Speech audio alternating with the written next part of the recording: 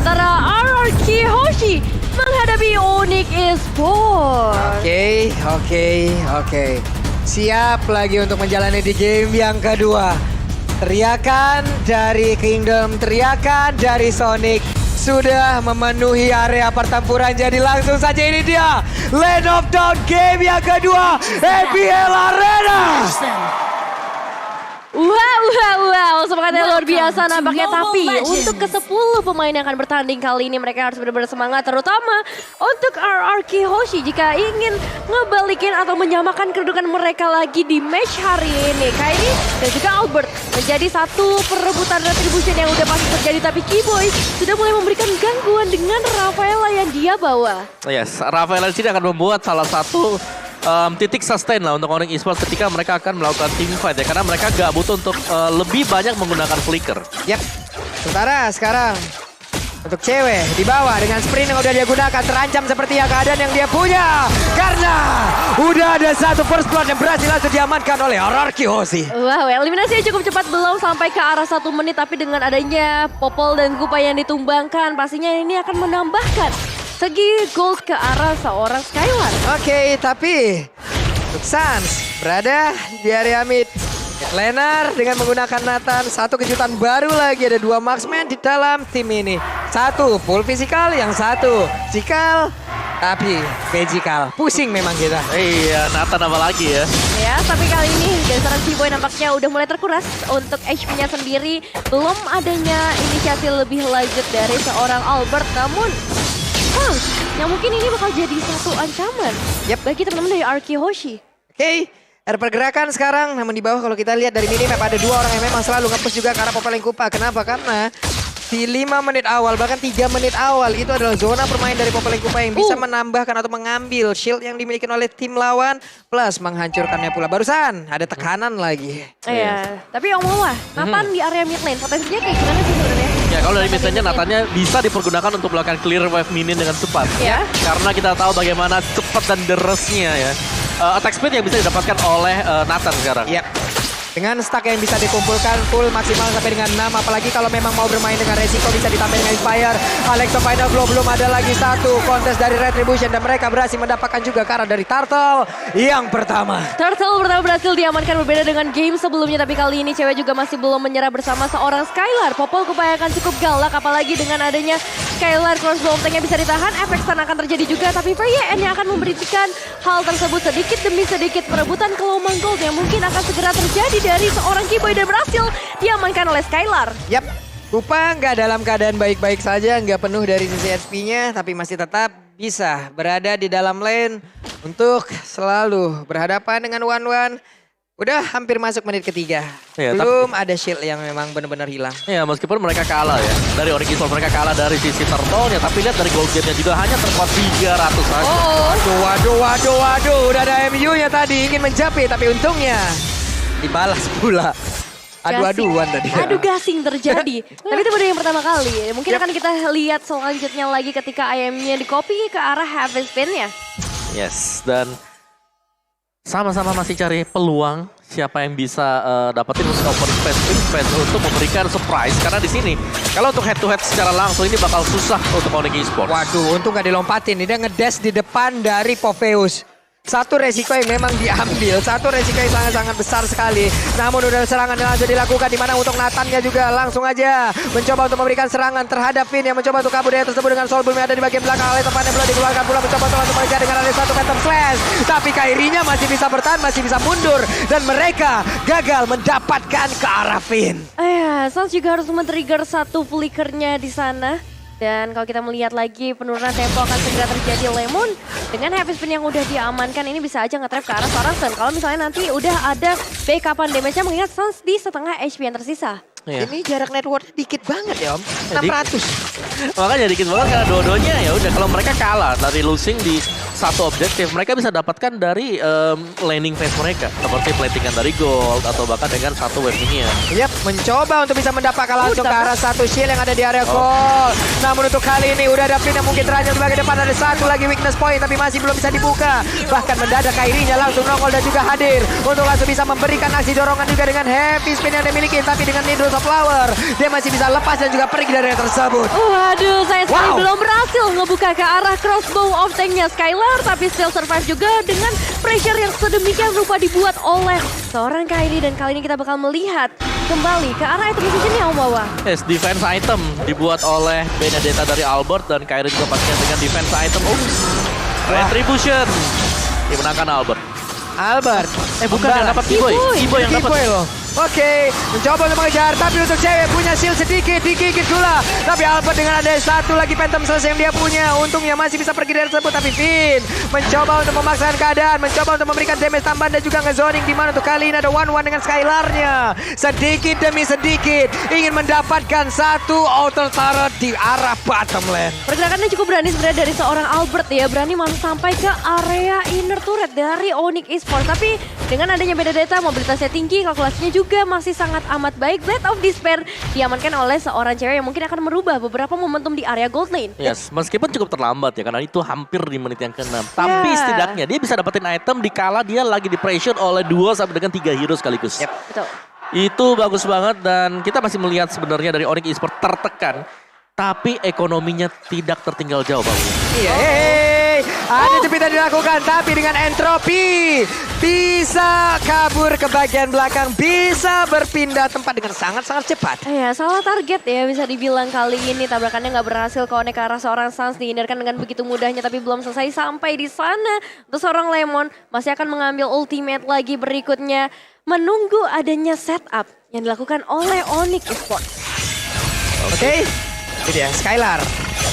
Lalu terlihat ada Turtle Camp, Samsung Galaxy Series udah nongol. Sans beradu pula dengan adanya 1-1 yang tepat berada di depannya. Mendadak cewek ada di area mid, bertukar posisi aja. Plus untuk kali ini dengan adanya Kiboy dari minimap mereka berusaha. Kairi mencoba untuk maju ke bagian depan, tapi Kairi berhasil mendapat langsung ke arah Turtle. Dan ini dia adu retribution yang kita nanti-nantikan. Ini dia adu retribution yang berhasil diamankan oleh Onyx Esports, tapi masih belum selesai kali ini. Beberapa pemain dari Onyx Esports dan juga RK Hosti masih berkumpul di area river terlebih dahulu. Ada Finn di sana yang terpantau, ada Kiboy juga, dan juga Skylar. Kalau kita melihat dari RK Hoshi dalam kondisi yang cukup tertekan. Plus sekarang network mereka memimpin Omawa. Onyx Esports memiliki satu ataupun beberapa advantage yang bisa dimanfaatkan hingga sekarang networknya udah mengejar loh. Ya, mengejar tapi gak terlalu jauh juga ya. Kebaliknya juga gak terlalu jauh. Karena kebaliknya tadi mereka berhasil kembalikan defisit 500 jadi plus 500. Jadi 1000 tadi. Gold gap yang bisa didapatkan dengan satu buah kontes ke arah dari Turtle. Oke, Skylar belum mendapatkan momen untuk bisa mengeluarkan crossbow tanknya. Belum ada weakness point ya. Yang memang bisa langsung dikeluarkan ataupun dipecahkan nih Nevin. Ya, ada percobaan juga yang dilakukan oleh seorang Kairi, nampaknya pengen ngedapetin ke arah purple buff Albert, tapi masih bisa diamankan dengan retribution ya. Dan ya ini akan membuat satu retribution dari seorang Kairi. Tapi di sisi tengah lihat Lemon dengan heavy spin yang belum mau dikeluarkan terlebih dahulu dengan gigitan dari seorang Kupa. R7 juga sedia banget untuk memberikan satu backupan ketika Sans maju terlalu jauh. So still survive untuk kedua pemain RK Hoshi di area mid lane. Itu combo 2 marksman tadi sakit banget ya. Di item Kupa. Di item langsung ada super season lagi tadi dikeluarkan. Ih, nyeri banget dengan ada entropi pula. Tapi Sans dan juga beberapa rekannya udah mulai langsung memberikan aksi jepitan, tapi pinnya masih bertahan sejauh ini dengan ada Oli Baptism. Ada 2 orang yang berhasil langsung diberikan efek itu, tapi ditutup lawannya langsung memberikan efek pada Kairinya dalam keadaan sangat terancam. Hanya saja Kairinya masih berhasil kabur dari tersebut, tapi tidak untuk kali ini karena ada Benedetta di bagian belakang Albert dengan Phantom Slash dan juga damage yang begitu menyakitkan. Dikejar terus-menerus dari seorang Kairi, dan ini akan menjadi keuntungan pastinya untuk RK Hoshi, menambahkan lagi pundi-pundi ekonomi mereka. Tapi kalau kita ngomongin ke arah seorang Sans, kali ini juga harus ubah dengan adanya Albert. Kedua kalinya sudah Kairi, sekarang waktunya untuk Sans, dan waktunya untuk purple buff juga diamankan oleh seorang Albert. Cuan. Yap, cuan dibalaskan di game yang kedua apa yang dilakukan oleh Onyx di game pertama. Yes, untung berganda pastinya tadi untuk RK Hoshi dan mereka akan meneruskan untuk mendapatkan satu buah lord ini, tapi mereka harus berhati-hati karena kalau memang adu retribution harus dilakukan, itu wajib di posisi menang. Tapi ternyata Onyx Esports memilih untuk mundur. Mereka tidak akan meneruskan kontes terhadap Lord tersebut. Yap, mereka memilih mundur. Menunggu lagi. Cuman kalau kita lihat dari minimap, mereka kayaknya nggak mau mundur ya. Mereka mau stay dulu di area mid. Lihat dari tempo permainan aja. Ya. Dengan skor seperti 3-1, kita selalu bahas. Kalau tim PH yang main 10 menit awal, ya udah, sebenarnya seperti ini. Maksimal 4 sampai dengan 5 kill point di total. Karena target mereka ke arah turret, objektif Objektif turtle. turret dan ini semua sekarang lagi dimaksimalkan oleh Arkehosis. Yes, dan kalau kita melihat juga belakang action yang sudah diamankan oleh seorang Boots R7 dan juga Albert mendekat ke area mid lane terlebih dahulu. Keypoy juga akan datang dari sisi lainnya, tapi belum ada inisiasi yang mau dibuka. Sama-sama sabar, sama-sama disiplin. Ketika gak ada chance yang besar untuk dapetin eliminasi, mending gak usah. Yap. Ini Keyboy udah on position. Ada dua player Albertnya mengusir mundur juga ke arah Kairi. Ada dash yang dilakukan, ada body slam yang dilakukan. Tepat berada di depan dari R7, tapi R7 lebih memilih untuk menahan lagi dari ultimate yang dia punya. Demonic Force-nya ditahan terlebih dahulu. Digigit Albertnya, masih bisa kabur. Lordnya hilang dan mereka kehilangan outer tower yang ada di area bottom lane. Dari area top lane-nya pertempuran pun terjadi, tapi masih cukup terpisah. Iya, Lordnya memang berhasil tumbangkan, tapi kali ini Bea juga harus berhasil tumbangkan dengan adanya seorang Spot. Happy Spin dibuka oleh Kairi terlebih dahulu, memberikan sedikit zoning out, memberikan sedikit space untuk 4 pemain dari Onyx Esports lainnya, karena target mereka berikutnya ada ke arah seorang Albert. Kupa dikirim ke bagian depan, tapi saat ada Flicker yang menyelamatkan meskipun Albert masih mengejar ke bagian belakang dan Skylar berhasil mendapatkan eliminasi yang ditunggu-tunggu sedari tadi untuk Arkehoshi. Belum selesai karena Lemon dan satu flame shot belum cukup untuk menumbangkan pemain tersebut yaitu Keyboy. Wow, flame shot. Untungnya masih bisa tertahan. Plus, untuk One sudah mulai menunjukkan tajinya. Oh iya. 1 point kill. Nah, apalagi tadi Skylar kalau kita lihat dia berhasil untuk mendodge jab yang diberikan oleh Boots dan weakness point-nya pecah tadi. Siap. Karena tadi berhasil dia untuk muter ke arah Boots ya. Walaupun ada beberapa damage, ada beberapa pukulan jabnya, knock-out strike-nya. Masih bisa digocek. Selamat sudah, ini dia itemnya. Ya, Guardian Helm untuk Albert. Dan juga dia punya Blade Armor. Kalau bicara soal junglernya sama-sama tank ya. Berarti untuk memberi damage ya sebenarnya bakal masuk dari gold laner. Yang kita tahu dengan adanya One bakal jauh lebih sakit ke late game. Apalagi dengan weakness point, attack speed yang bisa didapatkan oleh dia. Dari si Lemon juga, dia 12.000 loh, ketiga terkaya sekarang. Dan dia punya concentrated energy, bakal jauh lebih sustain untuk bisa melakukan team fight besar. Apalagi dengan efek Tenify yang diwajibkan mungkin untuk mengenai hero-hero melee seperti Akai atau bahkan dengan Pakito. Yap. Barusan Skylar pun udah memiliki WWN udah jadi. Ya. Tapi di depan paling Kupa.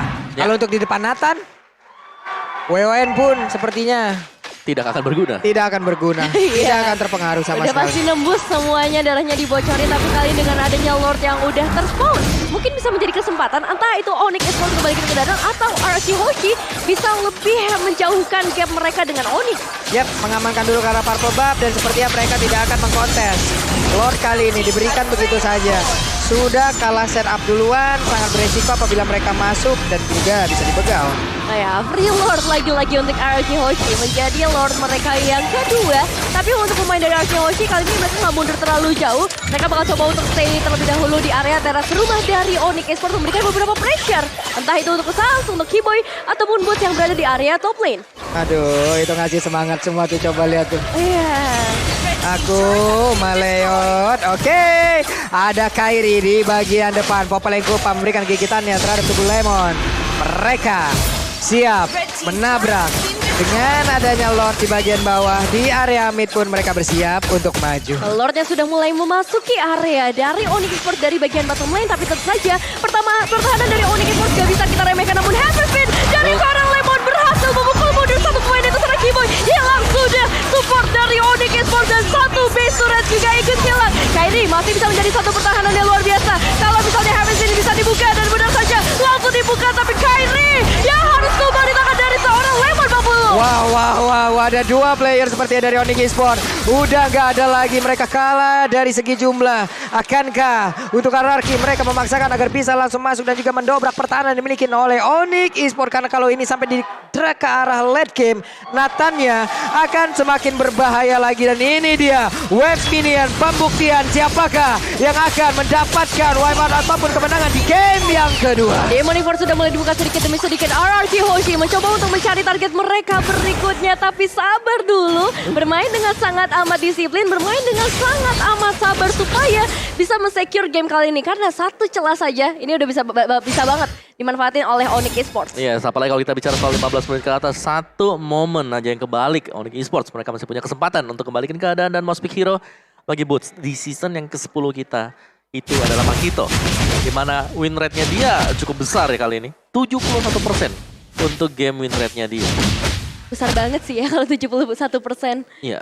Apalagi kan ini Onyx Esports yang ya sama-sama belum kalah sih memang. Yep. Skornya Yeah. juga masih sama 4-1 dengan RRQ Hoshi. Dan dia sudah jadi MVP sebanyak 1 kali. Dan Pakitonya dia sih yang menurutku di sini kuat banget dari Boots sendiri. Karena dia tahu power dari Pakito. Dia bisa ngasih damage-nya, dia bisa ngacoin kenapa. Cuman sekarang Boots harus hati-hati. Dia ke-expose di bawah sini. Yang berarti bahwa di sisi yang berbeda bisa jadi akan ada team fight yang dipaksakan. Ini cepet banget lah, barusan lihat gerobaknya udah gede-gede padahal. Udah gede-gede, udah supernya udah keluar gitu. Itu aja udah lari-lari tuh semua tuh. Iya udah cepet banget clear wave minion ya. Iya. Pakitonya di saat mungkin dia nanti tahu ada pergerakan dari tim lawan ya udah tinggal kabur dan ngacirnya dari area terus. Ya dengan mobilitas yang tinggi ini ngebuat dari seorang Boots juga bisa menjadi salah satu asuransi murid push untuk teman-teman dari Onyx Esports. Namun dengan Lord yang sudah mulai muncul di menit yang ke-15 sudah ter-enhance pastinya. Jadi bisa dibilang ini menjadi Lord yang cukup berbahaya bagi Onyx Esports 40. Yap. Dan Lord untuk kali ini sepertinya akan ada kontes yang terjadi ya. Walaupun untuk di bawah dari minimap kita lihat ada pertarungan juga antara Popes dan juga Pakito. Namun sekarang Holy Baptism-nya kena ke arah 2 orang. Bahkan untuk Sancha masih berlindung dengan stack yang terus dia kumpulkan. Agar bisa menambah lagi movement speed, attack speed-nya. Agar bisa memberikan damage yang sangat-sangat banyak. Tapi Popes-nya udah balik lagi ke bagian tengah, ke bagian atas, ke bagian dari Lord untuk bisa membantu rekan-rekannya. Holy Baptism dibalas pula. Heavy speed-nya kena ke arah 2 orang. Tapi berhasil untuk mendorong ke arah beberapa player. Di mana rekan-rekannya berhasil terlindungi. Tapi tidak untuk Lord-nya. Karena Lord berhasil harusnya menjadi milik dari RRQ Hoshi. Ya, R7 sempat melompat ke bagian depan dengan Demon Force, tapi kali ini masih belum cukup untuk bisa menumbangkan para pemain Onyx Esports. Tapi itu jadi zoning out yang bagus banget. RRQ Hoshi free Lord mereka berikutnya. 3 Lord kali untuk RRQ Hoshi dan kita akan melihat apakah dari Onyx Esports mereka masih punya chance untuk menahan Lord ini. Ini masih belum Lord yang evolve. Jadi sebenarnya masih memungkinkan banget untuk Onyx Esports ngebalikin keadaan. Tapi mereka harus bisa mungkin mulai dengan ngedefense-nya gak di dalam base, tapi di depan dari base mereka juga. Dan dari item sendiri 1-1 dengan full item stack, Radiant Armor bahkan di-buy. Bukan Immortal, tapi itu ada Radiant Armor. Mungkin pecah dari Immortalnya dia. Yap. Hey Lord ya, udah siap untuk bertamu ini Nevin. Seperti apa lagi setup yang akan mereka keluarkan. Kenapa? Karena untuk kali ini sepertinya untuk upah harus dipanggil, harus dirubah bentukannya. Entropy udah dikeluarkan begitu banyak damage yang langsung dikirimkan ke bagian depan dan mereka belum bisa berfokus untuk bisa mendapatkan langsung arah dari base-nya. Kalau sekali ada 1 orang, 2 orang udah langsung dihancurkan dan sekarang base-nya terbuka dengan begitu bebasnya. Boots-nya berhasil masuk ke dalam satu base utama dan juga Region SP-nya, tapi Aldo memaksa keadaan dan mereka berusaha untuk bisa mendapatkan langsung kemenangan di game yang kedua. Lemonnya free dan game yang kedua. RRQ Hoshi menyamakan kedudukan mereka lagi di Royal Derby, membawa Royal Derby memasuki ke dalam game yang ketiga. Wow. Ya, sini yang kita nantikan pastinya. Wow. Kompetisi yang sangat sengit sekali dan dipertontonkan oleh kedua tim ini, baik untuk RRQ dan juga untuk Onyx sendiri. Semua kontrol objektif di game yang kedua diamankan oleh RRQ Hoshi tadi. Iya. Mungkin terutama untuk dari sisi Lord, karena mereka berhasil untuk mendapatkan 3 Lord